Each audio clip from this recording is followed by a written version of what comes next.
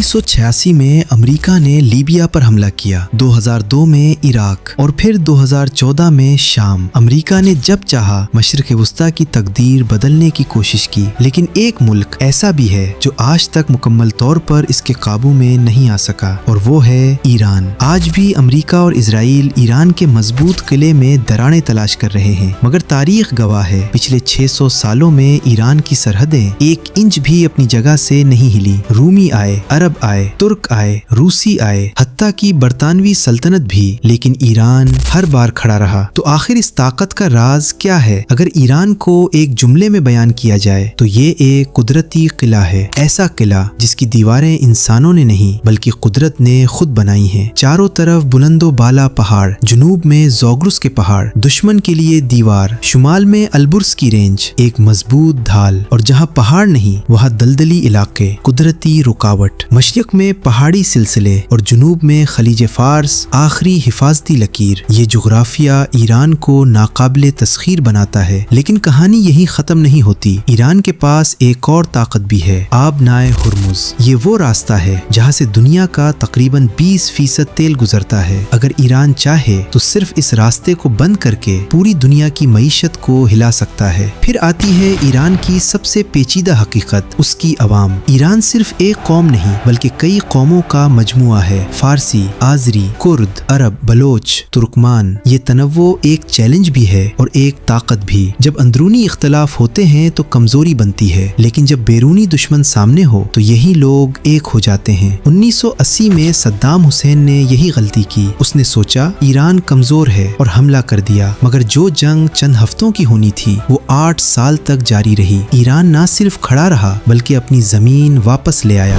Iran का असल हथियार उसकी फौज नहीं बल्कि उसकी जमीन, जोग्राफिया और अवाम है। ये मुल्क कोई छोटा हदफ नहीं बल्कि एक 16 लाख स्क्वायर किलोमीटर पर फैला हुआ एक पेचीदा किला है, जहाँ दुश्मन जितना अंदर जाता है उतना ही कमजोर होता जाता है। शायद इसीलिए ईरान को शिकस्त देना सिर्फ जंग नहीं बल्कि एक नामुमकिन ख्वाब लगता है। अगर आपको ये डॉक्यूमेंट्री पसंद आई हो तो इसे लाइक और शेयर जरूर करें, क्योंकि अगली कहानी इससे भी ज्यादा हैरान कुन होने वाली है।